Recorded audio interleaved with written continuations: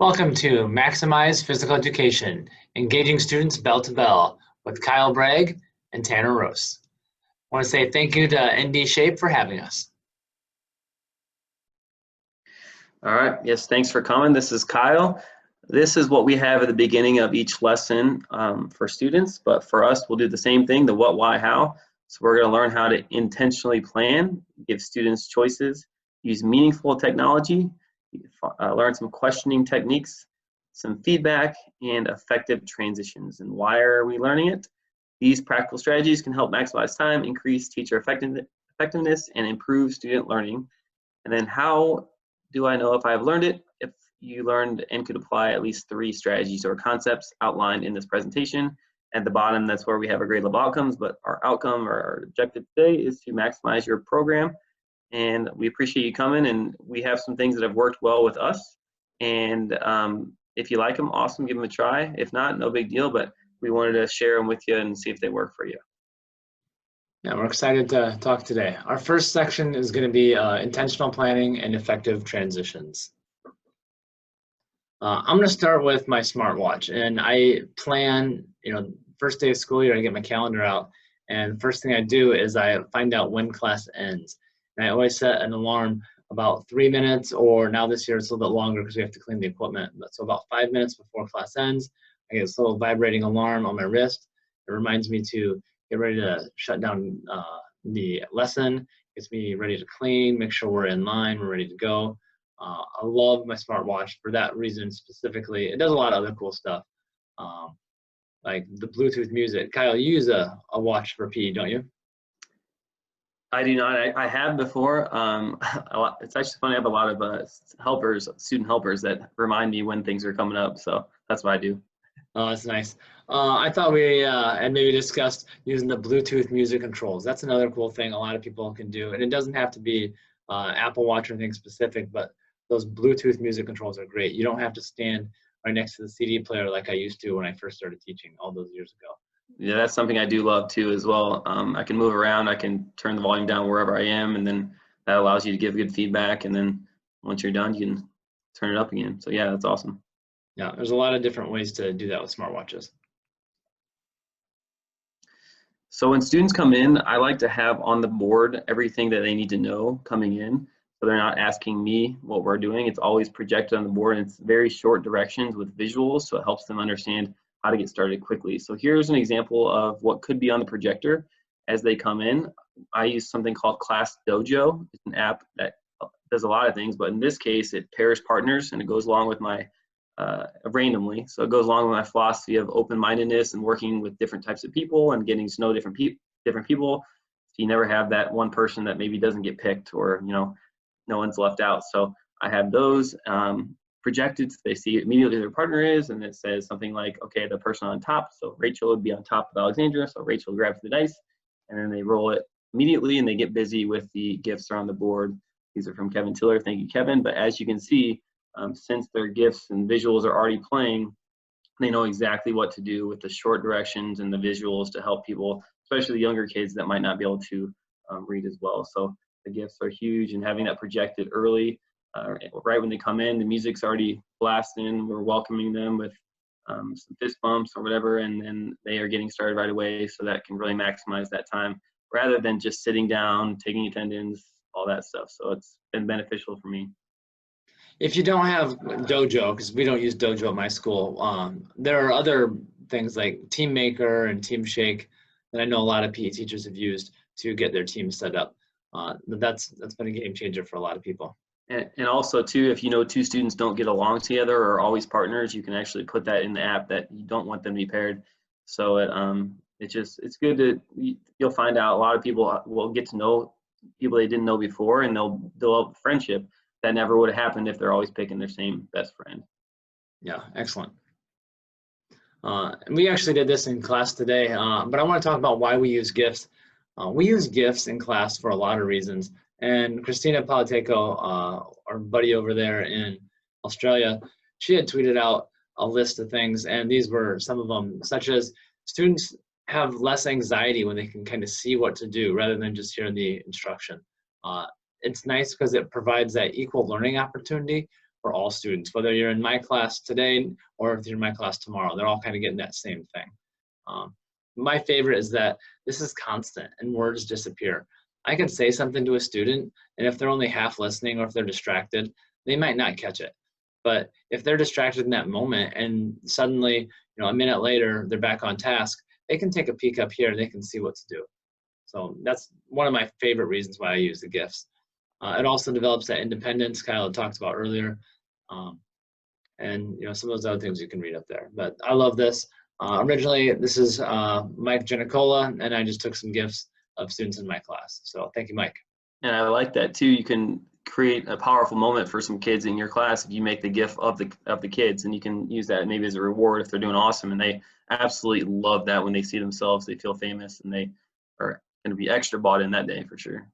Absolutely. And this is a kindergarten student, and in class, some of the kids in his class that were recording that day, they're in 2nd grade, and they saw themselves this week doing this, and they thought it was pretty cool. So one of the reasons we talked a little bit about being able to be mobile and moving around. So I use one of these each day for our Google Slides or our PowerPoint. That way I don't have to go back to the computer, and we can go to the next slide, raise the volume, lower the volume. So I have my microphone, and then I can, if the music is playing and I want them to focus a little bit more on my voice, I'll turn down the volume a little bit. And then when I'm done talking, I will crank it up a little bit louder, so it'll help with motivation. But it's great to, versus going back to the computer, pressing stop and music, all that just takes a little bit too much time. So this is a great way to maximize time. And if maybe a student's talking, you can immediately pause it to where a student can communicate effectively to the whole class. And it's been really helpful for saving time. And the laser pointer is good too. You can, and also I have one that it's a little different than this. You can actually highlight it and then blur out everything else. So if you're throwing, you can highlight the elbow up so they can really see it. And then you can point the laser at it too. And it's great to show, especially like the GIFs and models and videos that we were talking about. Yeah, I love mine. I'm actually using it right now during our presentation because every time I use PowerPoint, it's just smooth for me to switch where I'm going. And the volume thing was a big deal. I talked about it earlier, how I didn't like standing next to the CD player early in my career. And somebody told me about this, and it got me the opportunity to step away and roam my room, and classroom management became a lot easier because I could be in different parts of the room. And these are, Tanner, what was yours? I think they're $15-20. You can get them. Yeah, I bought 3 of them because I've lost them, and then my wife wanted mine, and then now I'm on my 3rd one. So, $15. It's well worth it. It's one of the best purchases. It's the best use of money that I've had for a while. Mm-hmm. This is another thing. When I changed schools, I've been in a bunch of schools, but when I changed schools a couple years ago, they were asking me, what do I need? And first thing I said was, I need a wireless headset. And it took a while, and we finally got it. But that wireless headset is such a big deal, not only for the students who have troubles hearing, but for times where, beginning of the year, you lose your voice because you haven't been talking all summer, or in our case, 6 months to kids. The wireless headset is fantastic because I don't have to worry about speaking, maybe not loud enough in my large size gym. Kids get it. And I can easily say, hey, Kyle, on the other side of the room, and Kyle can turn and hear me. And he knows what I'm saying. I can get feedback from anywhere. And I like it. I like it too, that a lot of times you get feedback, but a lot of people can benefit from the feedback you're giving to a certain student. We'll talk about that a little bit later. But, if I'm giving feedback to Tanner, that's not just for Tanner, it's for people around him too, that they can hear that feedback too. So I think the microphone allows that to happen, multiple people to hear the feedback rather than just one. Yeah, of course, sometimes you want to be private of a course, sometimes depending on what you're saying. But a lot of times you're giving feedback on cues, and you want the other students to hear it as well. Absolutely. And the one that I have has a mute on and off. It's really easy to switch back and forth and to have those private conversations. But I love it. It was the very first thing I asked for. Mm-hmm. So here's how I maximize time on how I finish class. So I'll have Tanner play the video here, and I'll explain what happens after we watch it. All right. This is called Snake It. Let me turn the volume up.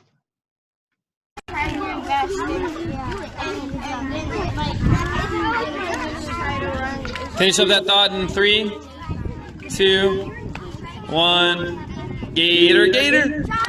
All right, we are going to snake it in. and we're going to have the snake be led by Rowie.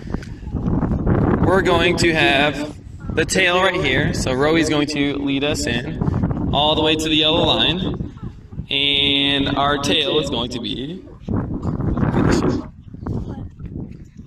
All right, so what happened here, we met at the circle, and this is before COVID, so now we look at the picture, we kind of meet there and we talk to our shoulder partner there, but they come to the circle after the activity. Why do we do that? We review objectives, we give shout outs, we see what they remember, but they're talking.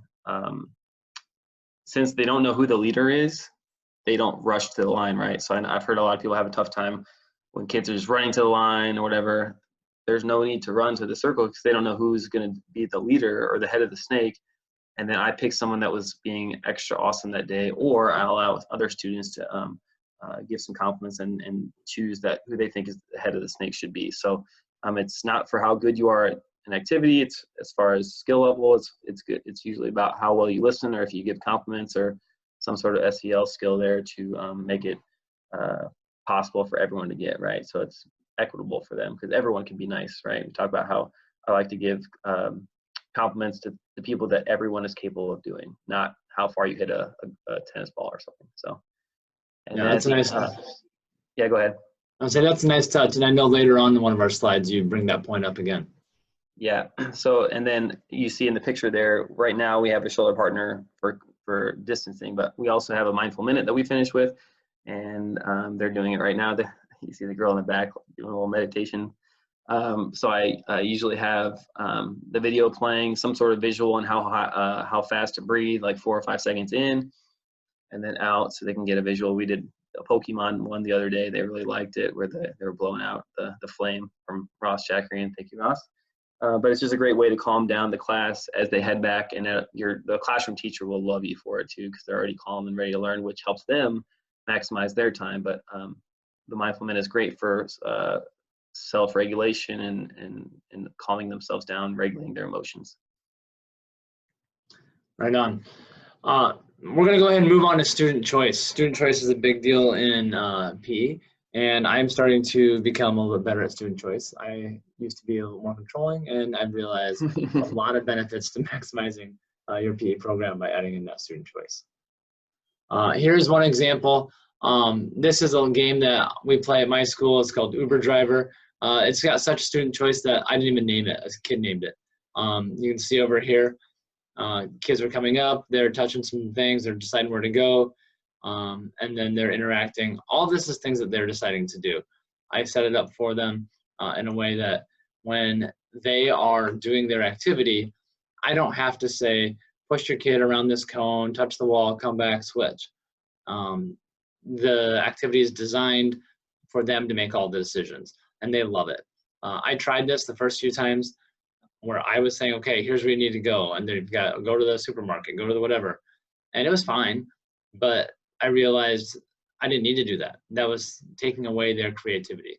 So the idea of them getting the pick and having more choices really, I think, is important in PE class. Yes, how they responded to that when you went from you're deciding everything to them, like how they feel about that? Did they take that as a challenge? They were really excited. I even added in some money stuff. You see this girl's, she has to pay $3. I think she gives her $4, and then she takes off. But, just the idea that they're not being told what to do. They're told what to do all day long. So find ways to make sure that your kids aren't being told what to do all the time, and then they're going to respond better in the future. Absolutely. Here's another great motivation technique. I've seen it from Mike Graham. I see it from Mike Giannicola, the jump rope belts. But it just gets them to learn how to set goals a little bit and also have a little bit more motivation, especially for those older kids that might lack some motivation. So I'll have Tanner play the video here and I'll explain what's going on. Working on pacing themselves, getting ready for the paces soon, and trying to set goals for the jump rope belts. And they're ready to aim for 4th grade. It's 20 jumps to get the yellow belt. They need 30 jumps to the orange, and the green, and the blue, purple, red, brown, and black. Working on setting goals. So there's a lot of things you can do with this. You can have it as a class. So how many belts can you get combined as a class, add them up if you want more of a team atmosphere. So if Tanner got green, that would be 1, 2, 3, 4, and then we add 4 to my 3, and we have 7, so we can add it.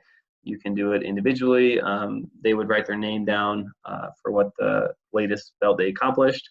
And you could also differentiate if someone is really struggling to do maybe 5 jumps. You could talk to them privately maybe about having not just 5 consecutive, which I'm asking most of the kids to do. They can do maybe a couple, then take a small break, and then a couple again. That way they can feel proud about what they did, because we differentiate all the time. That's just one way to do it, to make them feel better at getting the belt rather than them struggling to get the white or whatever. So they take pride in this. They're very motivated, but also you can embed the setting goals and how important it is to set goals and then talk about with their partner or their neighbor, what is your strategy to get to that goal?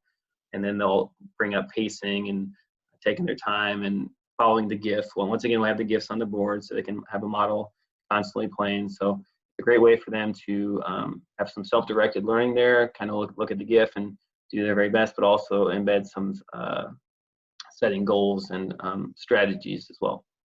Yeah, we use this at my school, and I absolutely love it. The kids love it. When I always put up giant construction paper on the wall, and the kids get to sign whatever belt they get to. And if a kid comes up and jumps 4 times and they said they made it to, the 5th grade black belt, and they sign it, I don't care. It doesn't matter to me. The point is that the kid is happy and they're proud of something, and they get to leave having this great feeling about PE class. They'll eventually learn how to do some of this stuff or get a little bit further, or maybe they won't. But the point is, it's individual. The students get that choice. They get to learn how to do it. Oh, we already watched that. Did I go too far? All right. Here we go. This is another one. This is from Open Phys Ed. It's Dance with Words. And one of the things that I like about this is it doesn't tell you how to dance. This is an opportunity for you to you pick a random card out and it says some words. So here's just 4 random words, and you can customize it however you want. In fact, I have my students pick out like 150 words. I typed them up, and then those are the words we use. So say they use hula dancer, and whatever your 8-count hula dancer dance is, it can repeat itself, it doesn't matter. That's your dance, and you do it as best you can. And then a little bit later, you have an opportunity to teach it to your classmates, and now you've got a group of kids doing a dance that's completely 100% their imagination. I don't ever have to say, no, you're doing the hula dance wrong. Oh, you're doing the lawnmower dance wrong. It's all up to them, and it's always right. I've had some of my best success stories of kids who almost despise being in PE. They get to this, and they roll their eyes at me, and by the end of the class, they're the kids who have 15 cards, where other kids have like 7. So, they love it. It's all that student choice. That's all it is. It's just kids getting to do what they want to do without being told what to do. And I love too, you're providing some examples, right, as far as what it could look like, but because if somebody doesn't like to dance, they might be afraid to do anything. Maybe provide a couple of models, but then really encourage them to do what they're comfortable with and try it their way. Yeah, the examples that I use in class are actually from the kids. So they'll see their friends doing something, and I usually tell them, if you do something really silly, I'll put it on the board, I'll videotape it, and that's what I typically use. It just didn't work out for this particular slide. So the vClone app, we're not going to talk about how to do it, but if you can look up on the App Store, is basically where you are giving students choices, right? So it's a self-directed learning environment. They're choosing whether they want to dribble, left, middle, or right, and then that allows them to kind of choose their path of success and have the appropriate challenge for them. But it's once going back to the objective of providing student choice. I like that there's 3 choices here, because if there are 6, 7, 8, that might be overwhelming for students, and they might shut down and do nothing. And it's definitely better than 1, right? That would be no choice. So I usually go to 2 or 3 to, if you go to the store and you see six things of peanut butter, you might be overwhelmed, right? But if there's like 2 or 3, you're like, oh, okay, I'll just pick this one. So, so it kind of maximizes time there as well, because they're seeing 3 and then immediately choosing the one that's best for them, and then maybe they want to try them all, right? So that's always another choice too. But I like how it's very easy to see what to do, and they can do it right away with no wasted time. Yeah, one of the best parts of vClone I've seen people using is that it's, instantly you look up there and you're like, okay, I want to do that blue one, or I want to do the one with the green ball. You make that decision, you get started, and it doesn't matter what your friend does, you do the one you want. Mm-hmm. So again, And they get a kick out of they get a kick out of seeing 3 of you too, I bet. Yeah, that is kind of fun. Integrating technology here. So and remember, there's no right or wrong way to teach. We're just providing things that we think are helpful for us, and they might be good for you. So how much technology do you use? Not that important, but do you use it effectively? Or we'll give you some ideas on what you could use. Yeah, and we've shown a lot of technology stuff that's not in here, but this is good stuff too. So I'll have Tanner play just a little bit of this video as an anticipatory set to get the kids excited.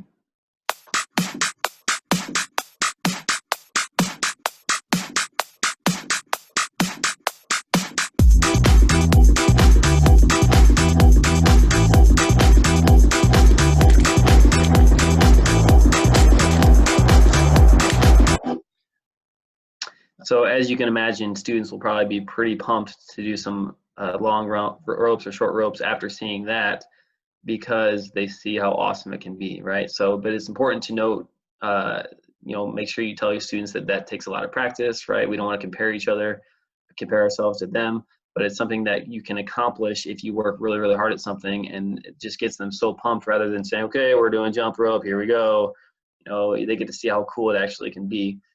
So that's how we get their attention. How do you use these, Tanner? How do you get their attention? Maybe for something that they might not be loving to do or something. Well, we've got a jump rope team in our town. It's probably the only one in the state. And I let the kids know, hey, you can join this jump rope team.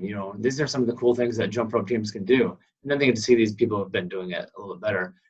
Then they're pumped. They're pumped to see it. Mm-hmm. In this particular. And then the second one, it says, how will you make learning relevant to their life?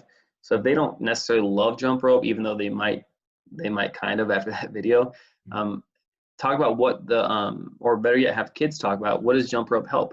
And then since they're moving their feet, they're probably going to say something about helps your heart. And then if they like to play basketball, they can talk about, well, we need to have a good, healthy heart to play basketball, right? So jump rope actually helps what they love to do. They might not have thought of it like that, but you just create the opportunity to make that connection. It also works on crossing the midline, hand-eye coordination, all things that are important for like catching a football, developing the brain. If they want to be a scientist, they're crossing the midline when they're doing some jump ropes, especially when they're doing tricks. So being able to connect it to what they love to do, because they're not thinking of that, but we need to have that planned where we can bring it up and make it relevant for them. And all of a sudden the engagement goes way up, way up. So absolutely.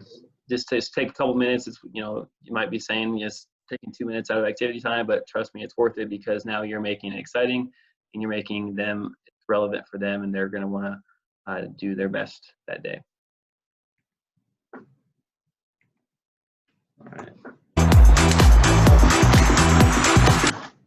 All right. So this is my favorite slide I've probably made, so I had to throw it in there. But I use GIFs a ton, and part of the reason why is because of that visual that doesn't go away. And I like to use the technology with my projector, but also sometimes I'll put it on my TV. I've got a second TV I can sometimes throw out there. Here's an example of how you can have something that you previously taught that maybe a student hasn't mastered. So if you look at the yellow cups, I've got some kids who maybe are working on a 3-stack. I've got some kids who maybe are still trying to figure out how to do a 6-stack. And then I've got kids who are going to combine them. They're ready to do that next level. So, the idea that this technology that we're using can help you teach also frees you up. I taught a lot of cup stacks before I started using a projector, and I stood in the front of the room with a microphone and I cup stacked all day long. And you know what? I got good at it, but the kids might not have. But now the fact that we're using this technology, I can go stand next to a kid who struggles and give them some pointers and move to the next kid and move to the next kid. And pretty soon I've reached 15 kids that might have otherwise received minimal instruction because of the use of this technology. Yeah, this is my favorite slide too. I like it because it's not drawing attention to, if someone needs a reminder, that's fine. They'll look at the yellow one, and then, but they're not like, no one's really noticing that. They're on their own pace, working on their own. So it's not like, oh, we have to go back because Tanner is still on YOLO, you know? So it's like they can see multiple, providing that choice again, using technology and figuring out what best challenges for them, but not calling anyone out and not embarrassing someone by saying, or, you know, going back to the previous slide. So I like how it's, you know, differentiating, and also, like you said, it's constant, never stops. And it's just so very effective. And this is, yeah, something we could probably do for multiple skills besides cup stacking. Yeah, and I'm sure there's a bunch of other ones, and I'd love to hear if you guys have some feedback how you might use this. Speaking of feedback, probably my next section, my favorite section, is going to be appropriate feedback. I think we've got some good stuff here. All right, so feedback, how do we give it? When do we give it? All right, we always want to be specific and positive, but occasionally we want to let them go without giving any feedback. We want to let them positively struggle because, you know, life is tough. You know, we're going to have some struggles, even as adults. So not drawing too much attention to that, let them positively struggle. Maybe they were unsuccessful a couple times. Let's say we're hitting a baseball and they might have missed a couple times. Let them keep going, right? If we jump in every single time they mess up, how do you think, what's that saying to them? That we're basically saying that they're not capable of figuring out on their own, right? And then maybe the third or fourth time they crank it way out there, okay? Then draw attention to that by saying, how did that feel? How do you feel about that? Where were your arms? Where were your legs? Show me. And then we're drawing attention to that positive, where now, since we're bringing that up, they're going to remember that more so, versus if we just nag them the whole time about what they might have messed up, right? So we're basically selectively ignoring the ones that weren't as successful and really highlighting the one that did. I remember I learned this from my golf coach in college. I mishit a couple balls, you know, I was kind of like, what the heck, but then he let me figure it out, which, you know, showed that he had confidence in me. And then I crushed one. He would say, how did that make you feel? And then I'm like, oh my gosh, now all of a sudden I feel great. And I hammered like 5 other ones after that. So he showed me that we'll focus on the positives, and, you know, I'll let you struggle a little bit on your own, so you can show that you can handle it and you can kind of bounce back. And remember, if I give you the answer, and if I give you the answer to the test, you don't feel very good, right? I'm going to let you kind of figure it out on your own. Yes, I'm there to facilitate, but, you know, more so I want them to figure it out on their own, and they develop that confidence. And I also like giving, let's go to this picture here in the middle. I'm giving feedback to the girl in the teal, but it's not for her, it's for the kid in the black. So for example, if, let's say the kid in the black is very sensitive and we're doing a forearm pass, I might be telling the girl in the blue, or asking her, hey, how should our arms look, right? And then she'll say like a V, you know, straight out. And then the kid in the black is close to her, and me, so he can hear that feedback too. So the feedback was more important for the kid in the black, but I'm telling the girl in the teal with him next to her, so he can hear it without saying, oh, he's always having to help me, he's always talking to me, you know. So in other words, he's not feeling singled out. So being aware of who you're giving feedback to and who's around you, and not singling kids out, because the girl in the teal already mastered it, right? It was more to help the kid in the black, but he is not directly the person, but he's kind of indirectly hearing the feedback. So looking on the right-hand side there, you know, the positive feedback, you can say things like, you know, you really got your forearms in a good position today. How did that help you? What can we do even better to be in better position? They might say something like, you know, getting your legs bent to get under the ball, moving your feet. Well, why is that important, right? So we can make sure we hit it with our forearms, because if we don't move our feet, then we'll use our hands. So we're basically probing questions to get them to give you the right answer. What did that also do is working on cognitive, right? So we're seeing them do it, psychomotor. We're asking them questions. Do they understand it? Yes, they do, the cognitive. And then you can take it even a step further and affective. Go give a compliment to someone that's doing the forearm pass the way you were doing it, right? So it hits a lot of different things, and obviously you want to avoid those nagging and humiliation ones. Not that you would do that anyways, but yeah, I saw this tweet from Mike Nicola, and I thought it was a cool visual of the teacher language scale. Yeah, and going back to what you talked about when you were talking to the girl in the teal, but you wanted the kid in the black shirt to hear that. I loved that, because there's so many times where you know somebody's not going to take it well if you start talking to them. And, you know, if you talk near them instead of to them, they're going to catch that and they're going to like it. And then, yeah, so we're using the BAM Video Delay app, but we'll talk about it in a second, but they're able to see firsthand what it looks like, so they can kind of take charge in their learning there. They have some visuals. They can improve it on their own more so. And then I'm just kind of probing, I'm asking, I'm getting them to think of ways that they can almost figure it out on their own. Another way that we can maximize feedback is using individual data. Now, I've been fortunate enough in my career to work in school districts where we were able to get some heart rate monitors, or we were able to get some pedometers. And I like them, kids like them. If you can get some that are going to be able to look at your own watch and see what your data is while you're wearing it, I think that's going to be really important versus not being able to see what it is until it's been uploaded. That's why I really like these pedometers. You can check it out constantly, especially for those kids who are numbers kids and they say they do, you know, 2,000 steps one day, and they're really proud of that because they now have looked and said, wow, I've been getting 1,500 and today I got 2,000 steps in my class period. It's a way to evaluate not only how students are doing, but it's a good way to evaluate how you are doing as a teacher. When I first started using the heart rate monitors and pedometers, I'd look at the numbers and they'd say, wow, is that really all we're getting? And it made me rethink some of the things we're doing. Are my transitions as good?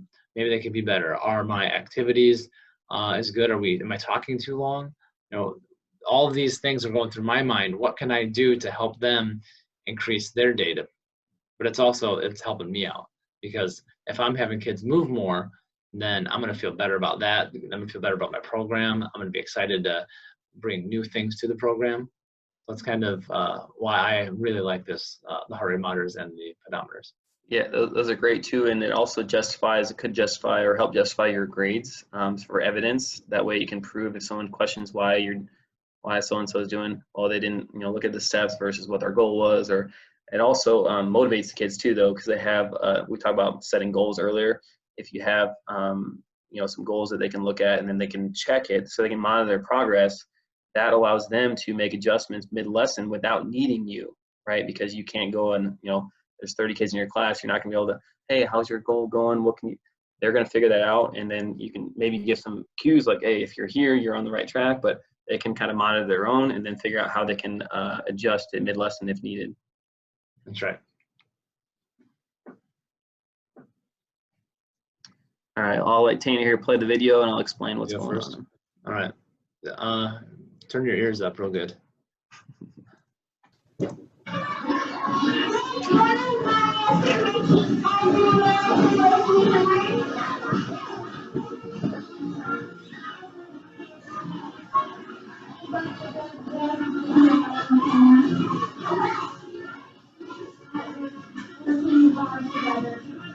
That's good. All right. So what was going on here? First of all, she was injured, and we worked with the nurse to figure out what she could do. So she couldn't do a lot of this gymnastic stuff because her arm, but she was able to help give feedback. And you'll notice that someone said, good job at something, and then she was like, at what? You know, or how? How did they do that? And so we can train students that we talk about how to give feedback, but we can train students to also provide this feedback, which maximizes learning. And but it great leadership opportunity for someone that might not be able to do everything. So it's important to collaborate with your nurse and figure out what they can do, but also training students. Even kindergartners can do this if you train them. Not just good job, Lila, at persevering, or good job at never quitting, or I love your effort, keep it up. Those are things that are going to go a long way. So now they know exactly what they're doing. They're never quitting, so they keep on. They know that they need to keep on going, right? So given that, teaching them how to give specific feedback, just like we as teachers give, but it also makes her day, right? I could have easily had her like sit out and watch or something or take notes, but she is now a big reason why our class was successful that day, based on her giving really good compliments that were really motivating and engaged some kids. So remember, compliment something that everyone is capable of doing. So not everyone can maybe do a cartwheel. So you would think of something that everyone's capable of doing. Everyone is capable of being a good listener. Everyone is capable of making eye contact. Everyone is capable of doing their best. So make sure that you kind of train students, in my opinion, to give give feedback that everyone is, or give compliments that everyone is capable of doing. You know, those compliments that kids give, you know, sometimes it feels weird to give a compliment, but my son, he gave a compliment to somebody or did something nice to somebody once this summer, and he talked about it for 2 or 3 days of the nice thing that he did and how it made him feel special.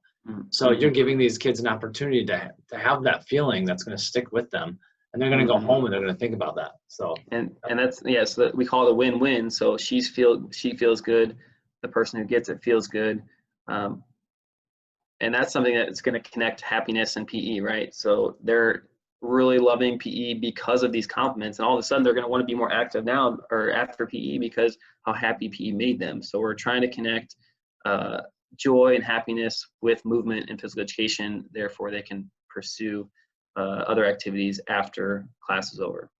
right.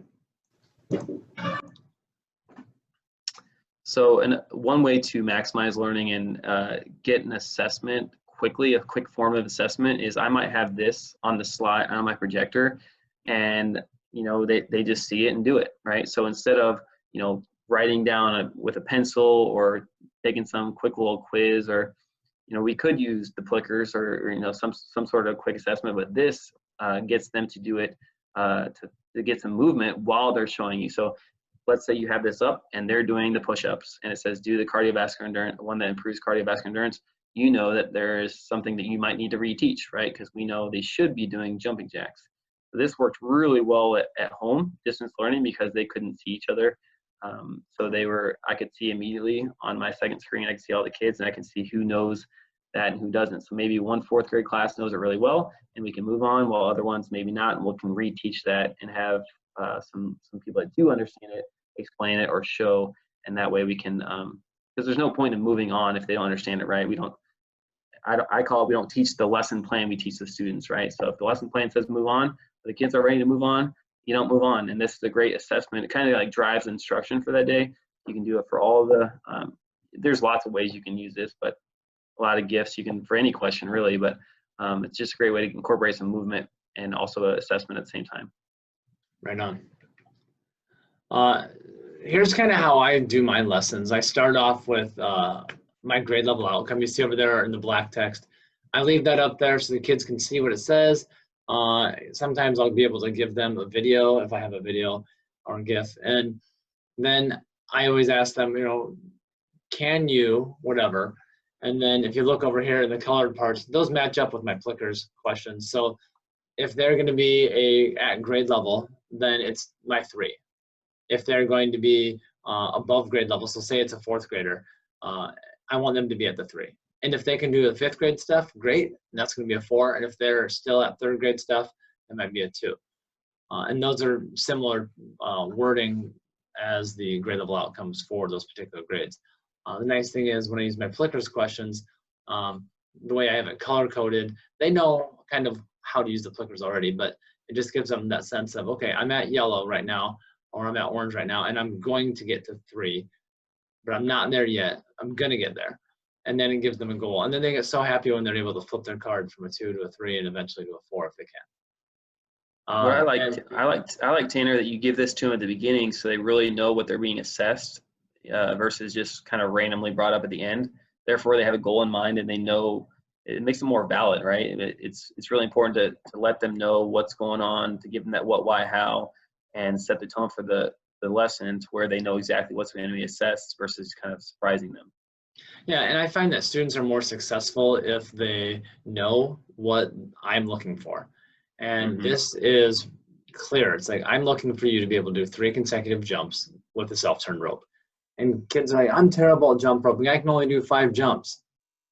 Well, you met the grade level outcome because you already could do 3. They're like, oh, well, maybe I'm not as bad at that as I thought. And so I love it.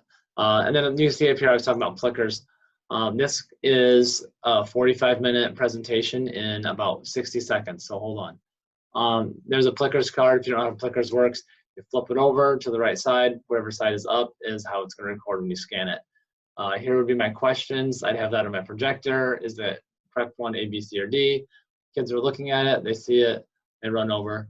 When they run over, here's what they're doing. They're flipping their card. That's how easy it is to flip their card and how easy kids can do it. And then this is how quick I can scan. From clicking the right class, under 10 seconds, and I'm gonna scan it, pick the question, here I go. I got the whole class scanned. And that is my 45-minute presentation on Plickers. If you want to see more, there's a lot out there, but Plickers is an awesome assessment tool. I know everything the kids have answered. I can ask a couple of questions a day and have it all logged, and it's wonderful. All right. Which provides more evidence too, though, right? Because you want to justify those grades. So if you track those the whole year, that's great for justifying grades. And most importantly, any kid who says not yet or almost, I can go back and talk to that kid and get them to be a got it eventually, because I know which kid to target. I know which kid to talk to. But those kids who are at a wow or a got it, I might give them some feedback, but I'm going to really try to push those kids who they're close and they're not quite there yet. I'm going to give them that confidence by giving them more opportunity. But I don't know who they are if I don't do something like Plickers. Mm-hmm. I'll go quick here. Bambi Doodle is something that is, they can see tangible evidence of what they can and can't do, and versus me telling them what they can do. So if they're doing a push-up and their back isn't flat, well, it's more important for them to see that, right? So they can make that adjustment versus me telling them that, right? So here's a rubric I've used for dribbling. So they would answer those 3 questions at the end after they watch themselves. It's on the iPad. I think it's $7.99 but it's well worth it. I use it pretty much every day, but it makes them feel important. One, they can see tangible evidence of what they can and can't do, and they can learn how to improve it based on, because they're visual learners, right? So they do it, and it shows what they did 6 seconds ago, right?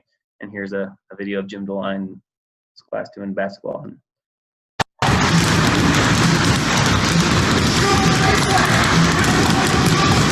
No, it's behind you.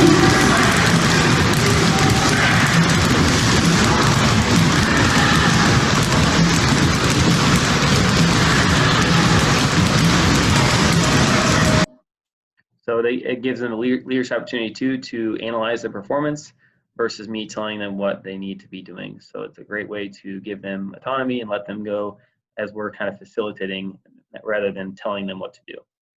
Yeah, I know a lot of kids that if you tell them that they did something incorrectly, no matter how delicate you are, they're going to feel bad about it. But if they look at it and figure out themselves, they might be able to make that correction. And then pretty soon they're going to feel good about it. So that delay is pretty awesome. But it also shows that they're capable of figuring it out on their own, right? They don't, yes, it's great to have us, right? But we're not always going to be there. You know, they need to, learn things on their own too. And it gives them confidence that we believe in them. They can figure it out. That's right. All right, and we've made it to the end. All right, so what we like to do is we like to try to ask more intentional questions that have a little bit more depth of knowledge. This one's from Open Phys Ed, and I might have modified it, I'm not sure, but if you look at the Bloom's taxonomy, there's different levels of questioning. So a lot of our questioning that PE teachers tend to ask, in my experience, are remembering. How do you do this? What does beef stand for? That type of thing. But then you can ask a little bit harder questions like understanding or applying questions. And eventually, if you have the time or if you have the opportunity, some analyzing questions. And you're going to get those kids to really think about it in a different way. And maybe they're going to understand it a little bit differently. So maybe I can't quite control basketball very well, but I can think about applying it into a practice at home. I can try some of those things, but one thing I like to do is using the word predict, right? Can you predict what will happen if you run as fast as you can, right? Using the word predict automatically takes up to a DOK 3. So can you predict what will happen if, in the pacer, if you run as fast as you can for the first level, what will happen? And they'll be like, oh, we'll probably run out of energy and blah, blah. So you're making them think more critically there and predicting. Yeah, there's lots and lots of examples on Open Phys Ed, but I'm sure you guys can come up with your own too. But that's been kind of a game changer at the end of class. I get kids to actually do some real thinking and try to figure out, what did we do today and why did we do it and what can we do in the future to get better. Yeah, reflection is huge. A lot of people either skip it or forget it or whatever, but it's so important to stop a couple minutes early and make sure they have time to reflect and that allows you to see what they've remembered and what they've learned. That way you can, it's kind of like a, you know, how well did I do as a teacher? How much do they understand it, right? So those IDOK questions and reflection times are huge.